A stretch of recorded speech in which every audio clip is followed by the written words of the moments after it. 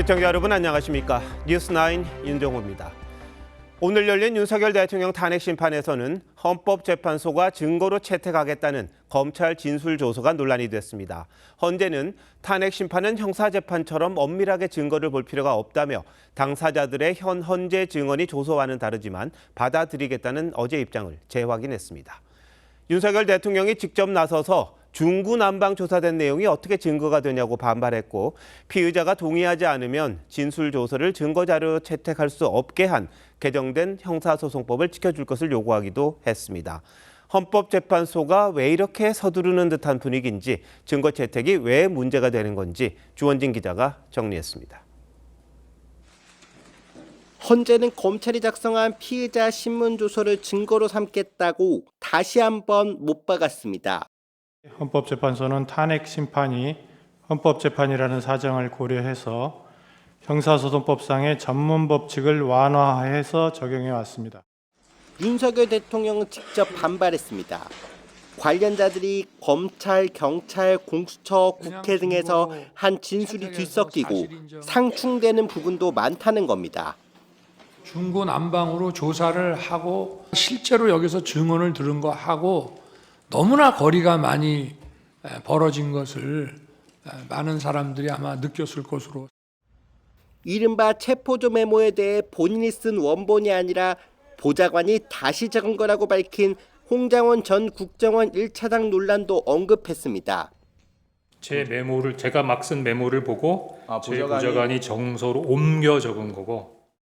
헌재가 준용해야 하는 형사소송법은 피의자가 인정하지 않는 조서는 증거로 쓸 수 없도록 문재인 정부 때인 2020년 개정됐습니다. 하지만 헌재는 그전인 2017년 박근혜 전 대통령 탄핵 심판 선례를 따르겠다고 밝혔습니다. 대통령의 탄핵 심판은 단심입니다. 오히려 전문 법칙이 더 강화돼서 적용되어야 되는 것이 아닌가 하는. 한 현직 판사는 형사소송법을 준용하는 것이 기본인 헌재가 그 법조차 따르지 않으면 공정성 문제가 제기될 수밖에 없다고 지적했습니다.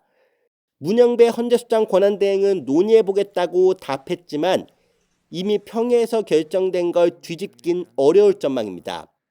TV조선 주원진입니다. 탄핵 심판의 중요한 쟁점은 비상계엄이 적법하게 선포됐느냐입니다.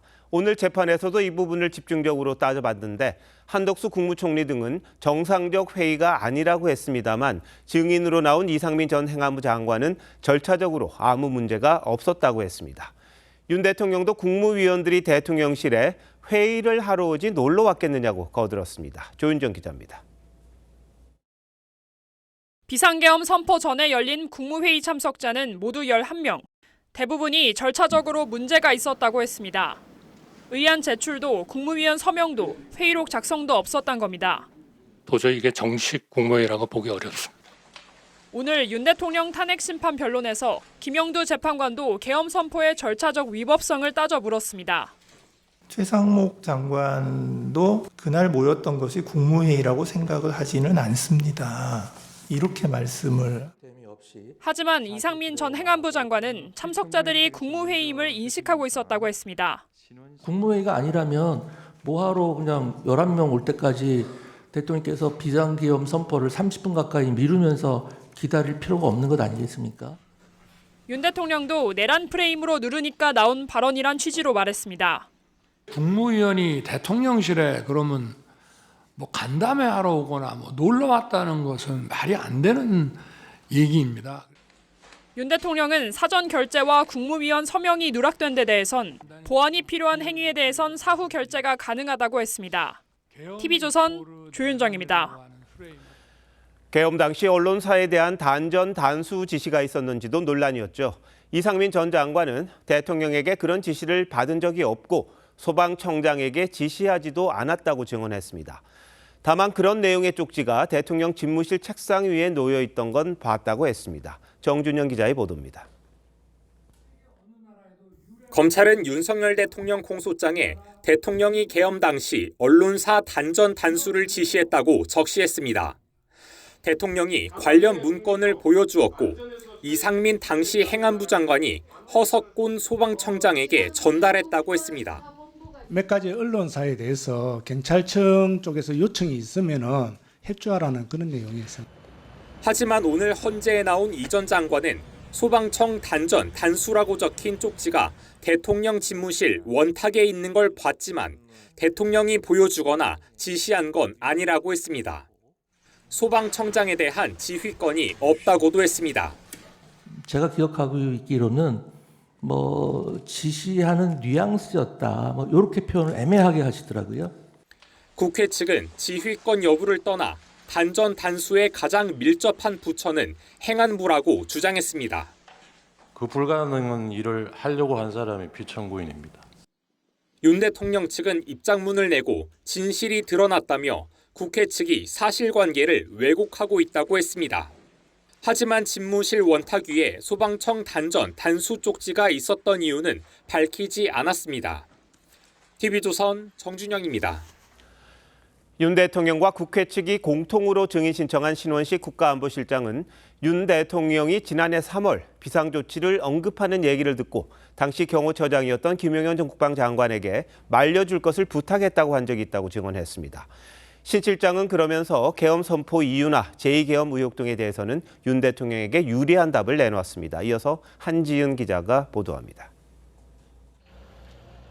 검찰은 윤 대통령이 지난해 3월 말 안가 모임에서 비상대권을 언급했다고 공소장에 적시한 바 있습니다. 당시 국방장관 신분으로 참석했던 신원식 국가안보실장은 오늘 헌재에서 그런 말을 들었다고 증언했습니다.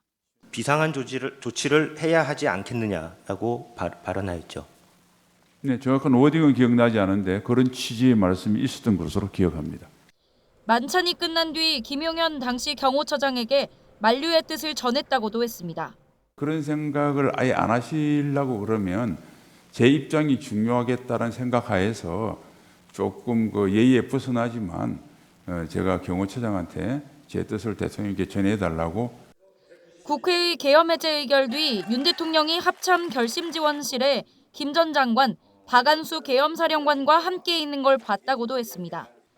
하지만 윤 대통령이 제2의 계엄을 생각했을 가능성은 없다고 확신한다고 했습니다. 비서장께서 대통령이 빨리 해제하시죠. 그러니까 대통령이 그럽시다라고 바로 승인하셨기 때문에 제2계엄을 생각하고 있었던 건 아니라고 저 나름대로 확신합니다. 거대 야당 폭주에 경종을 울리려 계엄을 했다는 윤 대통령 주장에 대해 그럴 가능성이 높다고 생각한다고 했습니다. TV조선 한지은입니다.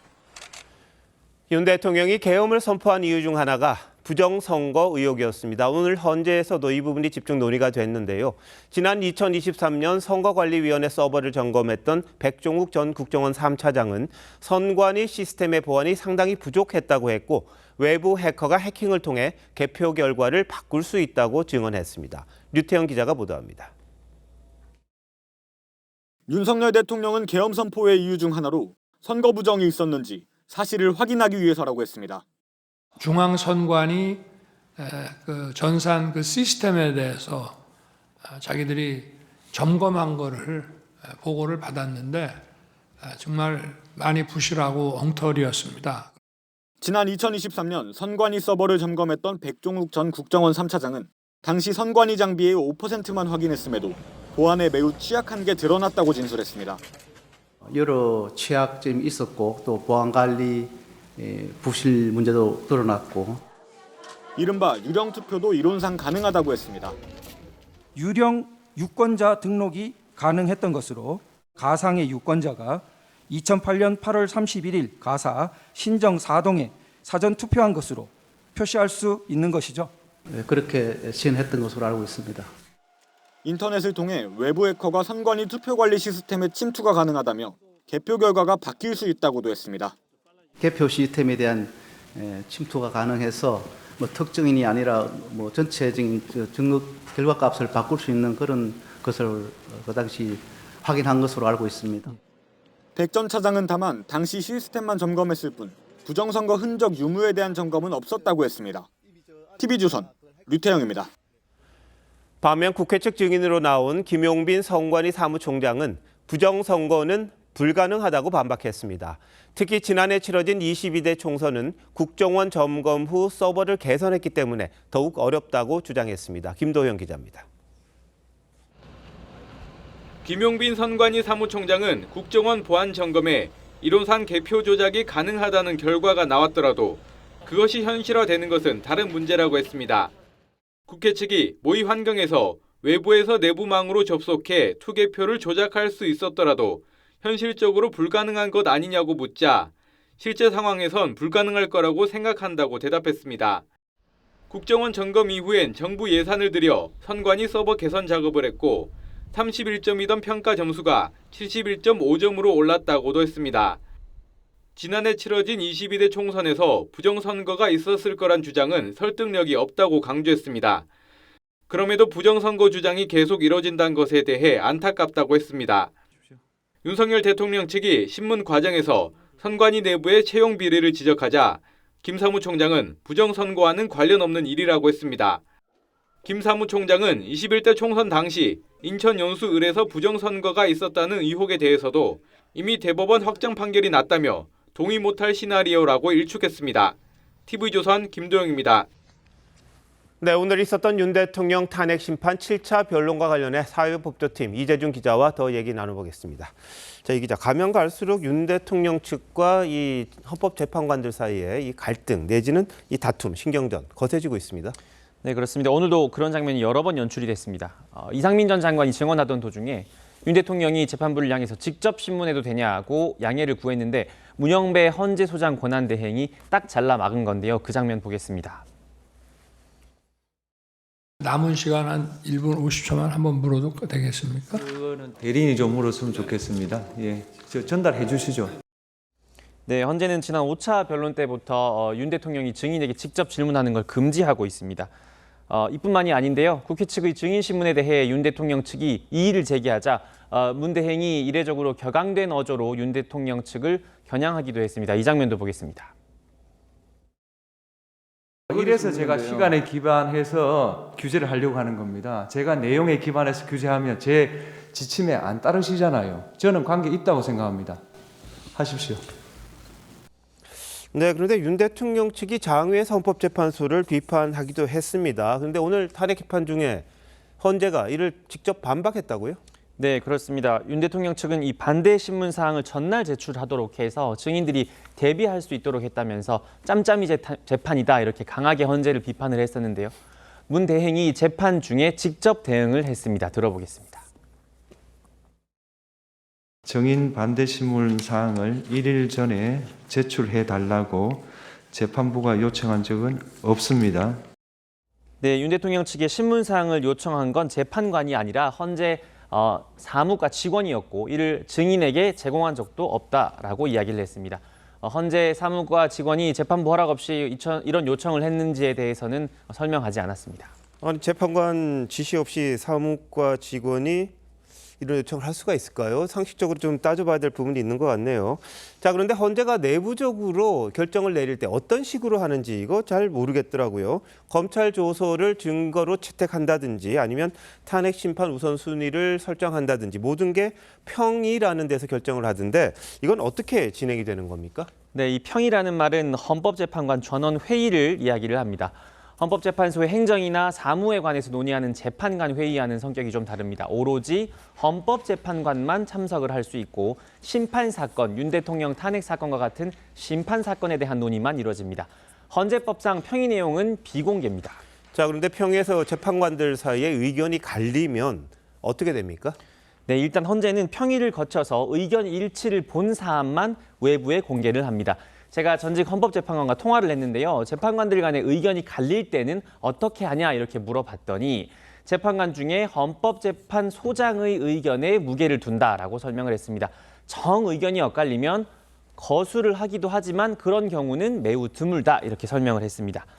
평의는 기록도 남기지 않기 때문에 소수 의견이 나오더라도 외부에서는 알 수가 없습니다. 이 헌재의 내부 의사결정 과정이 철저히 블랙박스에 쌓여 있는 셈입니다. 네, 요즘 뭐 공개하는 게 추세일 것 같은데 어떻게 이런 식이 진행이 되는지 참 궁금하기도 하고 그 내부 갈등을 또 모른다. 이것도 좀 문제가 아닌가 싶기도 한데 오늘 7차 변론이었죠. 추가로 있습니까? 네, 오늘 13일 8차 변론 기일까지만 잡혀 있는 상태입니다. 조태용 국정원장, 김봉식 전 서울경찰청장 등이 심판장에 나옵니다. 윤 대통령 측은 증언을 교차 검증해봐야 한다며 추가 증인 신청을 한다는 계획입니다. 윤 대통령 측의 한덕수 국무총리와 이경민 방첩사령관 직무대리 증인 신청은 기각이 됐습니다. 아, 그렇군요. 뭐 받아들일지 한번 봐야겠군요. 이 기자 잘 들었습니다. 헌법재판소의 공정성에 의문을 제기하는 여권의 목소리가 커지면서 상대적으로 헌재 관련 언급을 조심해왔던 여권 잠재적 주자들의 발언 수위 달라지고 있습니다. 지난해 비상계엄 직후 탄핵에 찬성하는 입장을 보였던 오세훈 서울시장은 헌법재판소가 국민적 불신을 자초하고 있다고 지적했는데 최근의 보수 진영 분위기를 감안한 듯합니다. 한송원 기자입니다. 어제 서울구치소를 찾아 윤석열 대통령을 접견한 친윤계 의원들이 오늘은 헌법재판소 방청석에서 탄핵심판 변론을 지켜봤습니다. 편향된 헌재가 정치적 중립성과 증거 법칙을 위반해 현장에서 따져보겠다는 이유였습니다. 졸속으로 하는지 이게 국내의 관심법을 적용해서 재판하겠다는 것입니까? 헌재 소장은 국내점 되는 사람입니까? 여권 내 차기 주자들도 헌재 압박에 가세하기 시작했습니다. 지난해 비상계엄 직후 사실상 탄핵에 찬성하는 입장을 보였던 오세훈 서울시장은 오늘 헌재가 국민적 불신과 논란을 자초한다며 절차상 정당성과 공정성을 잃지 말아야 한다고 지적했습니다. 앞서 조기 대선 출마를 시사한 홍준표 대구시장은 윤 대통령을 향해 좌우 갈등을 봉합해달라는 주문도 했습니다. 내일 7달 만에 국회를 찾는 원희룡 전 장관은 헌재 공정성에 문제를 제기하는 기자회견을 가질 예정입니다. 다만 김종인 전 비대위원장은 최근 탄핵 반대 집회 규모가 커지는 상황과 관련해 보수 결집은 착각이라고 했습니다. 무슨 보수가 결집을 하고 그것이 대단한 세력처럼 과시하는 건 판단이 잘못된 거라고 나는 생각을 해. 그러면서 현실을 냉정하게 인식할 필요가 있다며 여당이 재집권하려면 획기적 변화가 필요하다고 지적했습니다. TV조선 한송원입니다. 비상계엄 당시 대통령으로부터 국회의원을 끌어내란 지시를 받았다고 주장하는 곽종근 전 특수전 사령관에 대해 정상 참작 탄원서라는 게 등장했습니다. 야권 지지자들이 주도하는 건데 윤 대통령 탄핵소추위원인 박범계 의원도 서명했습니다. 이건 어찌 봐야 할까요? 황정민 기자의 보도입니다. 계엄 이전부터 윤석열 대통령 탄핵을 주장해온 야권 성향 시민단체 촛불행동이 서명운동을 시작한 탄원서입니다.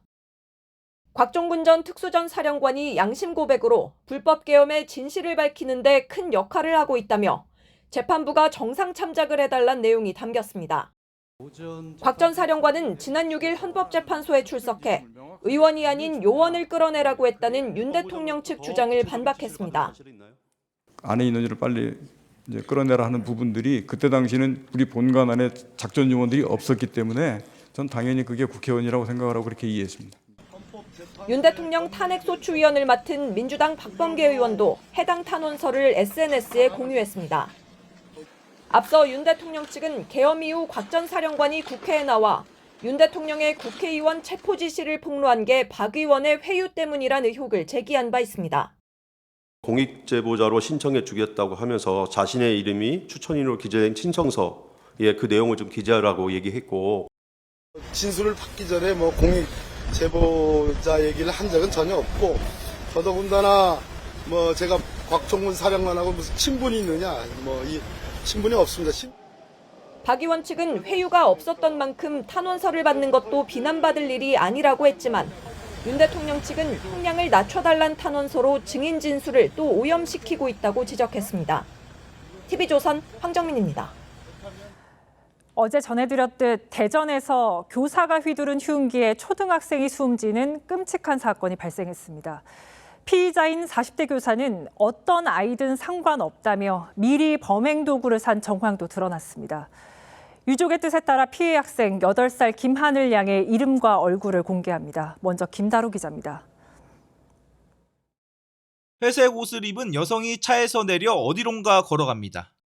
5분쯤 뒤 차로 돌아가는 여성의 손에는 검은 비닐봉지가 들려 있습니다. 8살 난 김하늘 양을 살해한 40대 교사가 범행 전 학교에서 2km 떨어진 한 마트에서 흉기를 산 모습입니다. 교사는 오후 4시 반쯤 미술학원에 가기 위해 돌봄 교실에서 나온 하늘 양을 책을 주겠다고 유인한 뒤 살해했습니다. 1시간 20분 뒤 실종된 하늘양을 찾은 건 위치 추적까지 한 경찰도 학교 교사도 아닌 친할머니였습니다. 시청각실 창고에서 범행 뒤 자해하고 쓰러져 있던 교사를 찾아낸 겁니다.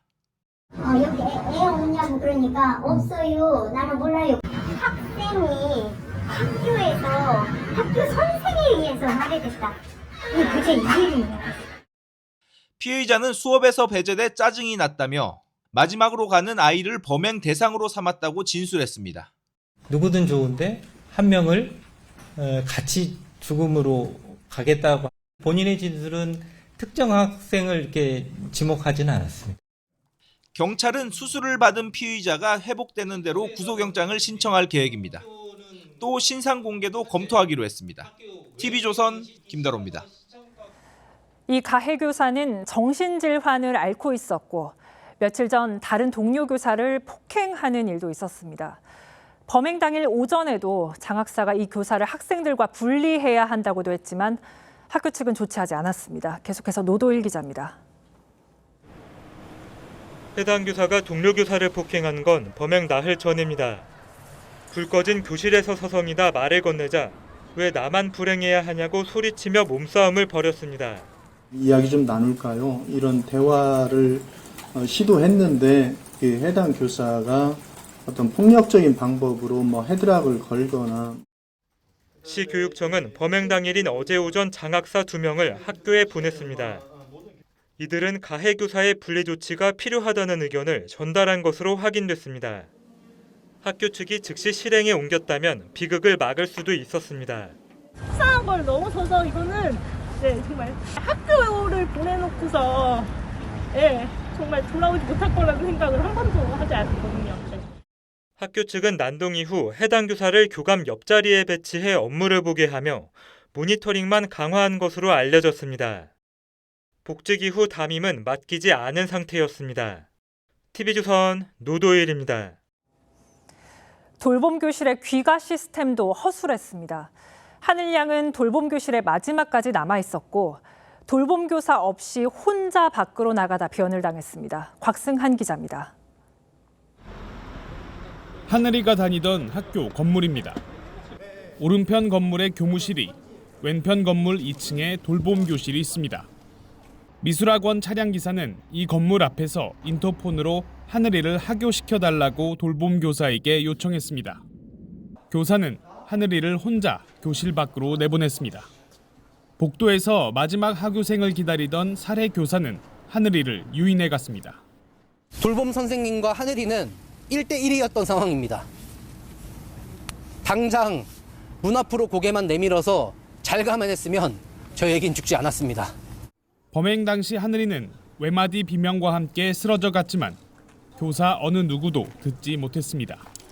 저희가 2층으로 의자로 갔어요. 조금 악 소리가 들렸어요. 돌봄 매뉴얼에는 보호자 또는 위임받은 성인 대리인과 동행해야 한다고 되어 있을 뿐 교사가 어디까지 인솔해야 하는지는 규정이 없습니다. 자율교관은 반드시 학부모의 동의하에 이루어지도록 되어 있습니다. 학교는 일단 안전한 공간이다라는 것이 전제되어 있기 때문에 거기에 대한 규정은 별도로 없습니다.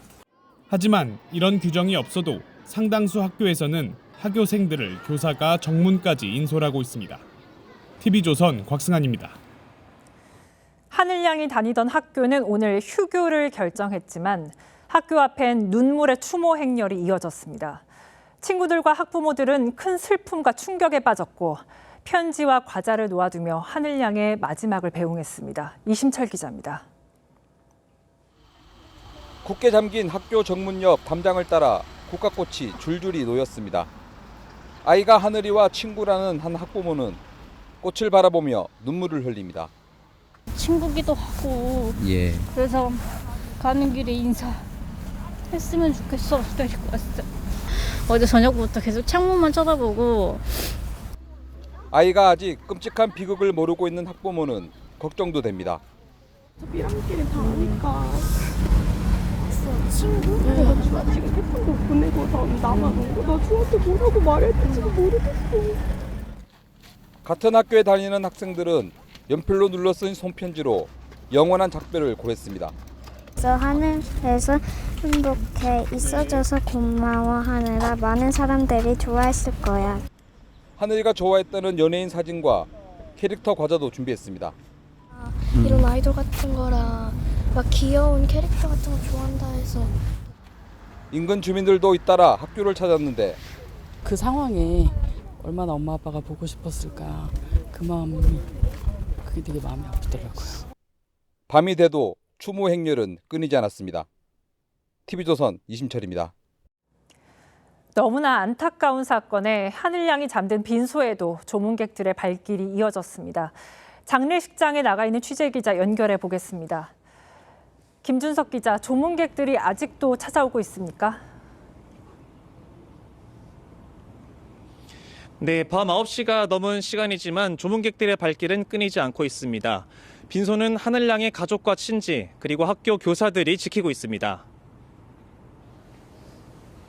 영정 속에서 하늘이는 물 비누방울을 손에 쥔 채 환하게 웃고 있습니다. 그 옆에는 생전에 좋아했던 인형이 놓여 있습니다. 하늘양 아버지는 아직도 하늘의 별이 된 하늘이가 믿기지 않습니다. 열심히 동생 챙기면서 열심히 같이 응원 열심히 했고 좋아하는 선수. 하늘이의 학교 친구들은 마지막 인사를 건넸습니다. 사진 보고 애기 다시 보고 있다고 했어요. 예. 이렇게 아이돌 하자고 이랬던 친구가. 네, 교육당국 관계자들도 찾아왔다고요. 네, 이주호 교육부 장관과 대전 교육감 등도 다녀갔는데요. 하늘양 아버지는 참극이 다시는 발생하지 않게 해달라고 애절하게 호소했습니다. 어떻게 하실 거예요, 앞으로요? 하늘이 꼭 받아주세요. 평생 애기를 죽이는 나라예요. 제발 부탁드리겠습니다. 학교라는 곳이 가장 안전해야 되는 곳인데 결코 일어나서는 안 될 일이 일어났고요. 거기에 대해서 너무 참담한 마음이고 정말 교육가족을 대표해서 사죄 말씀드리고. 허망한 죽음 앞에 하염없이 눈물을 흘리는 유족들 앞에서 교사들은 고개를 숙인 채 아무 말도 하지 못했습니다. 하늘양의 발인은 14일 오전 진행될 예정입니다. 건양대병원 장례식장에서 TV조선 김준석입니다. 보셨듯 초등학생이 교사에게 살해당하는 충격적인 사건에 정신질환이 있는 교사를 교육당국이 방치했다는 비판도 쏟아지고 있습니다. 참극을 막을 수는 없었던 건지 김주영 기자와 함께 따져보겠습니다. 김 기자, 이 가해 교사는 범행 전부터 위험 신호를 보이고 있었죠? 네, 피의자는 경찰 조사에서 2018년부터 정신질환 치료를 받았다고 했고요. 지난해 12월 9일 6개월간 질병휴직을 냈는데 약 20일 만에 조기 복직했습니다. 사건 5일 전에는 학교 컴퓨터를 부수고 나흘 전에는 동료 교사를 폭행하는 소동이 있었고요. 어제 오전 장학사가 학교에 와서 조사를 했는데 이날 오후 범행을 저질렀습니다. 네, 행적을 보면 문제가 있어 보이는데 복직을 하는데 별다른 문제는 없었나요? 네, 교육청의 휴복직 처리 지침에 따르면 휴직 사유가 없어지면 임용권자는 지체 없이 복직시켜야 한다고 되어 있습니다. 교육청은 이 교사가 근무가 가능하다는 전문의 소견을 받았기 때문에 복직시키는 게 원칙이었다고 답했습니다. 전문의 소견을 받았다 하더라도 우려할 만한 행동들을 해왔잖아요. 이 교사를 좀 근무를 조정하던가 학생들과 분리할 수 있는 그런 방법은 없었습니까? 교육청이 질환교원 심의위원회를 열어서 직권휴직이나 면직 처리를 할 수 있는데요. 대전시 교육청의 경우 2019년부터 20년까지 교사 1명에 대해서만 이 위원회가 열리고 지난 4년 동안은 한 번도 열리지 않았습니다. 대전시 교육청은 이번 가해 교사는 휴직 횟수가 한 번에 불과해서 심의위 대상이 아니었다고 했는데요. 규정을 확인해 보니까 기관장 요청이나 감사 등으로 이 심의위원회가 개최된다고만 되어 있고요. 몇 번 휴직을 해야 하는지, 어떤 병명이어야 하는지 등 구체적인 가이드라인은 없는 상황입니다. 네, 그렇군요. 우리나라 교사의 정신건강 실태도 궁금한데요. 네, 국민건강보험공단 발표에 따르면 우울증 치료를 받는 초등교원은 2018년부터 5년간 1.9배 늘었습니다. 일선 교사들은 교권 추락 등으로 스트레스를 받는 교사들이 늘어나고 있는 가운데 교육청과 학교가 적극적으로 조치하지 않으면서 문제를 키웠다고 지적했습니다. 학교 운영은 너희 학교장의 몫이잖아 라고 보통 이렇게 교육청에서 많이 얘기를 하고 누구도 책임지지 않는 구조가 되어버리니까 결국 밑에서 정상적이고 열심히 하는 교사들은 또 다른 피해를 볼 수가 있는 거고 가장 안전해야 할 학교에서 아이들의 안전이 위협받는 상황이 됐습니다. 어떤 대책을 마련할 수 있을까요? 네, 2010년대부터 이미 교직원 정신건강 문제가 사회적 화두로 떠오른 일본은 시도교육청 90% 이상이 교직원 정신상담 창구를 마련하고 학교에 정신과 전문의가 방문해서 교사를 상담합니다. 정신질환으로 휴직한 뒤 복직할 때는 복직 프로그램을 가동해서 교육당국과 의사가 1에서 3개월 동안 지속적인 모니터링을 하는데요. 체계적인 교사 관리를 통해서 아이들의 안전을 확보해야 된다는 지적이 나옵니다. 사전에 이렇게 발견해내는 시스템들이 없는 거죠. 일본과 같이 주기적으로 정신과 의사가 학교 방문을 해서 상담을 해주는 이런 제도가 도입될 필요가 있습니다. 네, 또 비극이 반복되지 않도록 적극적인 대책 마련이 시급해 보입니다. 김 기자 잘 들었습니다.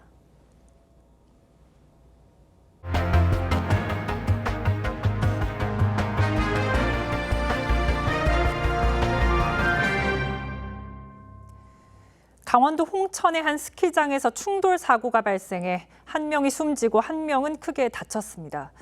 스키나 스노보드는 설원을 빠른 속도로 내려오는 스포츠라 전문가들은 각별한 주의가 필요하다고 강조합니다. 이승훈 기자입니다. 슬로프에서 인명구조 요원들이 심폐소생술을 합니다.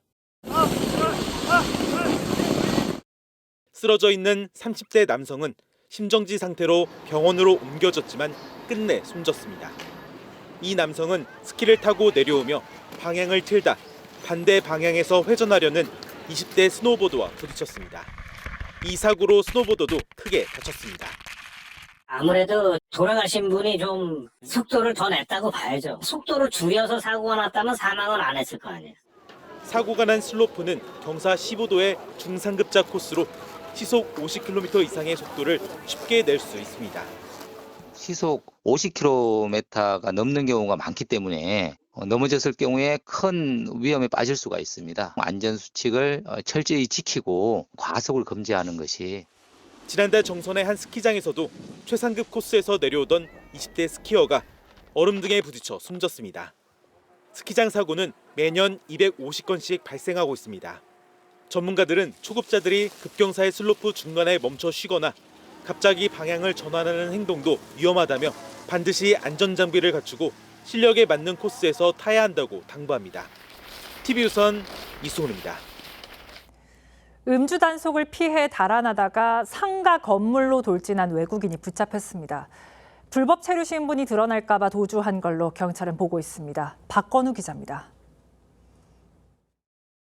편도 1차선 도로를 빠르게 달리는 승용차. 추월하려던 택시가 교차로에서 갑자기 좌회전을 하자 충돌을 피하려다 상가로 돌진합니다.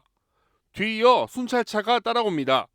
잠시 뒤 누군가 쏜살같이 달려갑니다. 음주단속 순찰차를 따돌리려다 사고를 내고는 달아나는 겁니다. 차량이 처박힌 곳은 한참 영업 중이던 PC방.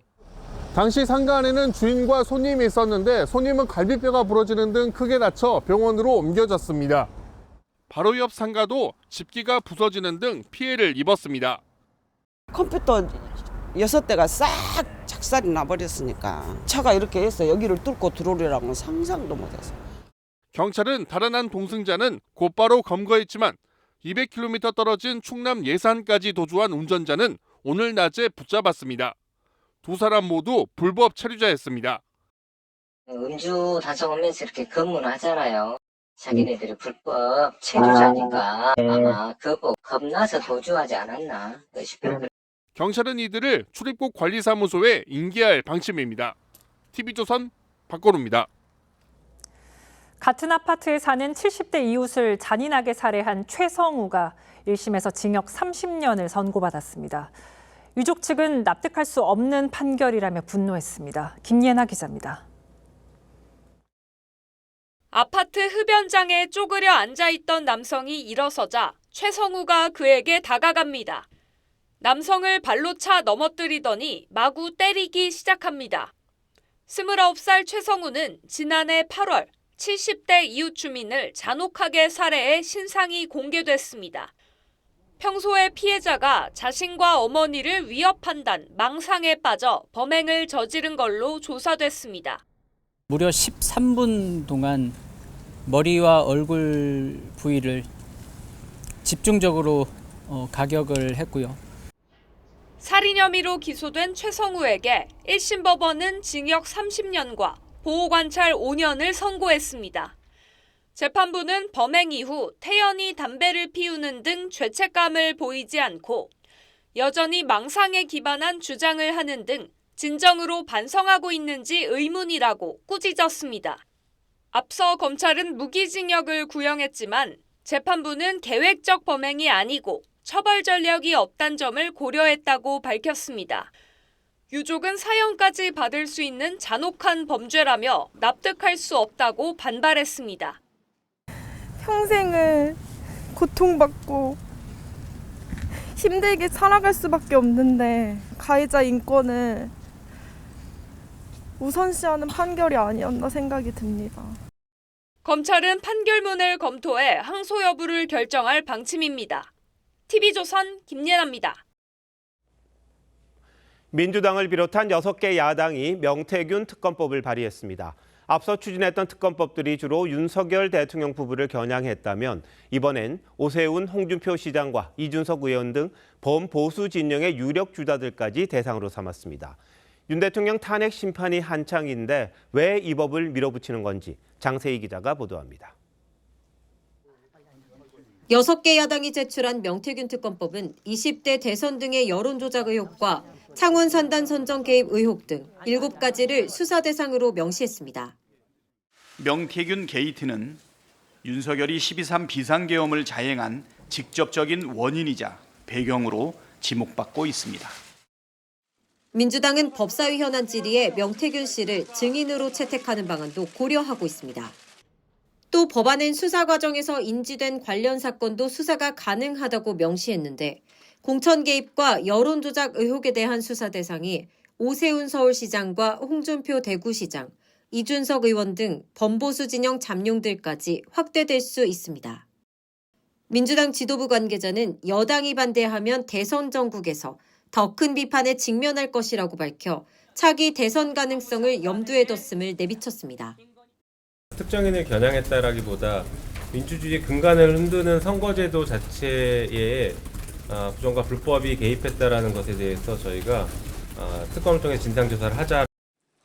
22대 국회 들어 야당의 특검법 발의는 24번째로 국민의힘은 보수괴멸법이라고 반발했습니다.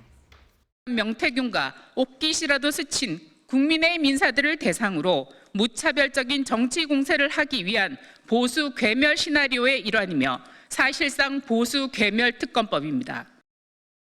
마약 수사 외압 의혹에 대한 상설특검 요구안을 발의한 민주당은 조만간 김건희 여사 상설특검 요구안도 발의해 특검 공세를 이어간다는 계획입니다. TV조선 장세희입니다. 국민의힘 권성동 원내대표가 국회 교섭단체 대표 연설에서 대통령과 의회가 권력을 나누는 분권형 개헌을 공식 제안했습니다. 그동안 소극적이던 추경에 대해서도 전향적인 입장을 내놨는데요. 연설 상당 부분을 이재명 대표와 민주당 비판에 할애하자 연설을 듣던 이 대표가 묘한 반응을 보이기도 했습니다. 박한솔 기자의 보도입니다.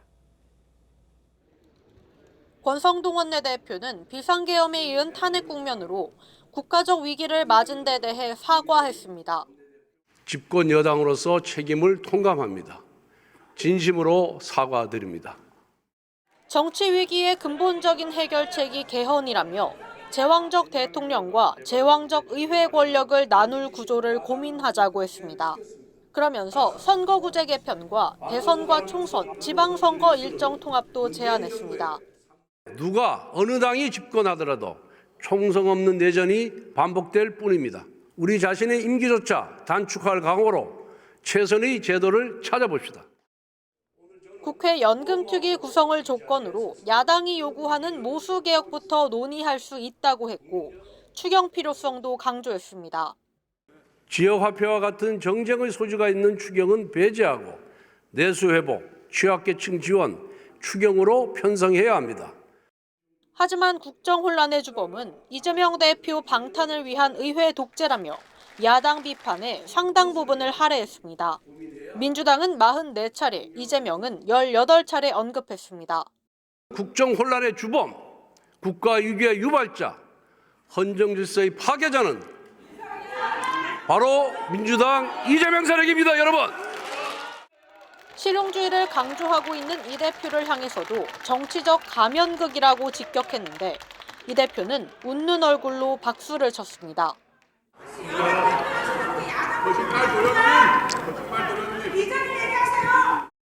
민주당은 성찰 없이 야당만 때린 여당 포기 선언문이었다고 비판했습니다. TV조선 박한솔입니다. 이재명 민주당 대표가 계엄 사태 이후 첫 인터뷰를 가졌는데 야당 정치인들이 단골로 찾는 김어준 씨의 유튜브였습니다. 이 대표는 유죄 판결을 받은 공직선거법 2심 결과가 빨리 나오면 좋다고 했는데 위헌법률심판 제청을 청구한 게 지난주였습니다. 신경희 기자가 보도합니다. 민주당 이재명 대표가 다음 달 선고가 예상되는 공직선거법 2심 재판에 대한 생각을 밝혔습니다. 아무 걱정을 하지 않는다며 빨리 판결이 나오는 게 좋다고 했습니다. 사실은 매우 빨리 진행되고 있는 거고요. 우리로서도 뭐 그렇게 그에 대해서 뭐 불만 없습니다. 빨리 정리되는 게 좋죠. 하지만 이 대표 측은 일주일 전인 지난 4일 공직선거법 위반 사건에 대한 위헌법률 심판 제청을 신청했습니다. 재판부가 받아들일 경우 재판이 멈추게 돼 재판 지연을 노린 것이 아니냐는 지적이 여권에서 나왔습니다. 그러면서도 이 대표는 대법원 판결이 5월 안에 나오긴 어려울 거라고 했습니다. 대표님 공신법 2심은 아마 3월에 나올 것 같고 그러면 대법 판결이 2달 내에 나올 것 같지는 않으니 그건 불가능합니다. 그거는 불가능하죠. 그거는 그 형사소송법 절차 때문에 불가능해요. 조기 대선이 치러지더라도 사법 리스크가 발목을 잡는 일은 없을 것이란 걸 강조한 것으로 풀이됩니다. 이 대표는 또 오락가락 비판을 의식한 듯 반도체 분야에서 주 52시간 예외를 검토하는 건 주사일제와 양립이 가능하다는 글을 SNS에 올렸습니다. 성장을 무슨 목표로 하는데 이거는 수단이에요. 우리의 목표가 기본사회죠. 목표를 버리고 수단을 선택했다. 이런 식의 논리 모순적인 얘기. 이 대표가 계엄 이후 첫 인터뷰로 김어준 씨 유튜브 채널을 고른 것을 두고도 지지층의 우클릭 비판을 불식시키기 위한 것이란 해석이 나왔습니다. TV조선 신경입니다. 미국이 다음 달 12일부터 철강과 알루미늄에 25% 관세를 매기겠다고 공식 발표했는데 우리나라도 피해가지 못했습니다. 일정 물량은 관세를 면제해줬던 쿼터제도 폐기됐기 때문입니다. 우리 철강업계가 직격탄을 맞게 됐습니다. 먼저 유혜림 기자입니다. 트럼프 미국 대통령이 미국으로 수입되는 모든 철강과 알루미늄 제품에 25% 추가 관세를 부과하는 포고문에 서명하고 자랑스레 들어올립니다. 이번 포고문은 쿼터제 등 관세를 부분 면제해줬던 기존 합의를 폐기하는 내용도 담겼습니다. 트럼프 1기 행정부 당시 연 263만 톤까지 무관세로 수출할 수 있도록 합의했던 우리나라도 다음 달 12일부터는 모든 물량에 25% 관세가 적용됩니다. So essentially we're putting on a 25% tariff without exception on all aluminum and all steel. 국내 철강업계는 비상이 걸렸습니다. 현재 우리나라 열연 강판 가격은 약 90만 원으로 미국산보다 20% 이상 저렴합니다. 하지만 관세 25%를 적용받으면 110만 원에 넘기게 돼 가격 경쟁력을 잃게 됩니다. 중국산 저가 공세와 글로벌 경기 침체 속에 미국에 팔리지 못한 물량까지 쌓이면 철강 업황은 더욱 나빠질 수밖에 없습니다. 다른 나라들이 그동안 미국에 수출했던 부분을 이제 미국 이외의 시장에 풀어야 되는 거고, 그거는 결국 이제 공급 과잉의 이슈거든요. 철강업계가 미국 내 공장 건설 등 대책 마련에 나선 가운데 현대제철노조는 성과급이 적다며 24시간 총파업에 들어갔습니다. TV조선 유혜림입니다. 예상했던 대로 트럼프 대통령의 관세 폭탄은 여기서 끝이 아닙니다. 자동차와 반도체를 콕 집어서 관세 부과를 검토하겠다고 했습니다. 우리 수출 주력 상품이라 철강과는 비교도 안 될 만큼 큰 타격을 받을 수 있습니다. 계속해서 장혁수 기자가 보도합니다. 수출을 기다리는 자동차들이 평택항에 끝없이 늘어서 있습니다. 지난해 우리나라는 미국에 자동차 342억 달러, 우리 돈 약 50조 원어치를 수출했습니다. 지난해 전체 대미 수출의 27%, 대미 무역 흑자의 60%를 차지합니다.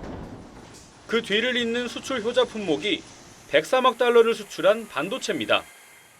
전 세계를 상대로 연일 관세 폭탄을 투하하고 있는 트럼프 대통령이 우리나라 1, 2위 수출 품목인 자동차와 반도체에 대해서도 관세 부과를 예고했습니다. But we will be looking at chips, and we will be looking at cars, and we're going to be looking at pharmaceuticals, and there'll be a couple of other things also in addition. 비상이 걸린 정부는 협상단을 급파해 피해 줄이기에 나섰습니다. 2월 17일부터 21일까지 통상 차관보가 미국을 방문해서 협의를 해나갈 예정입니다. 현대차그룹과 삼성전자, SK하이닉스 등 기업들도 미국 내 생산기지 증설 등 대응 방안을 놓고 고민에 빠졌습니다. 원가 절감 및 생산성 효율화, 그리고 마진을 줄여서라도 판매량을 유지하는 방안도 함께 모색될 것으로 보여집니다. 트럼프 대통령은 조만간 미국의 불리한 교역 조건을 적용하는 국가를 상대로 상호 관세도 발표할 계획인데 대미 무역 흑자 순위 8위인 우리나라도 사정권에 들어있다는 전망이 높습니다. TV조선 장혁수입니다.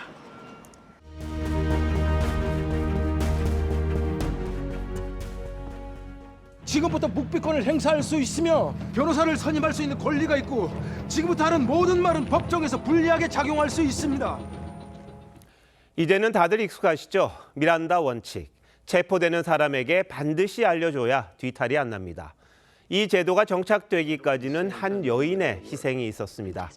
1963년 체포된 은행 강도범 미란다가 조사 과정에서 자백한 강간 사건의 피해자입니다. 그런데 미란다의 국선 변호사가 한 가지를 집요하게 물고 늘어졌습니다. There was not an attorney present. 변호사가 입회하지 않은 상태에서 불리한 증언을 한 게 문제였습니다. Miranda did not specifically request counsel. Therefore, we reverse. 결국 범죄 혐의가 있어도 절차가 적법하지 않으면 범죄를 인정할 수 없다는 겁니다. 헌법재판소의 졸속 논란이 커지고 있습니다. 마은혁 후보자 임명 보류권에 대한 선고를 무기한 연기하더니 어제 단 50분 변론을 더하고 서둘러 종결했습니다. 뭐가 그렇게 급한 걸까요?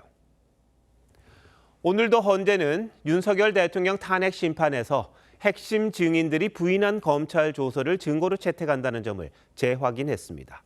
윤 대통령에게 다 불리한 내용입니다. 헌법재판소법 제40조는 탄핵 심판에서 형사소송법을 준용하도록 규정했습니다. 그런데 2020년 이 형사소송법이 바뀌었습니다. 피고인이 검찰 조서를 인정하지 않으면 증거로 쓸 수 없다. 그런데도 헌재는 2017년 박근혜 대통령 탄핵 심판 때를 거론합니다. 당시에도 했는데 왜 문제냐는 거죠. 그때와 지금의 형사소송법은 다른데도 외면하려는 듯 합니다. 헌재는 탄핵 심판이 징계 재판이기 때문에 형사재판보다 증거를 엄격하게 보지 않아도 된다고 합니다. 대통령직을 박탈하는 재판이라면 어느 재판보다 더 신중하고 엄하게 사실 여부를 다뤄야 하는 게 아닐까요? 다산 정약용이 심혈을 기울인 법률서의 제목, 흠흠신서입니다. 삼가고 또 삼가는 것으로 형을 다스리는 게 근본이라고 말하고 있습니다. 다산은 재판관이 하늘의 권한을 대신 쥐고 있으면서도 삼가고 두려워할 줄 모른다고도 비판했습니다. 다산의 뜻 다시 새길 때입니다. 2월 11일 앵커 칼럼 오늘 졸속 헌재였습니다.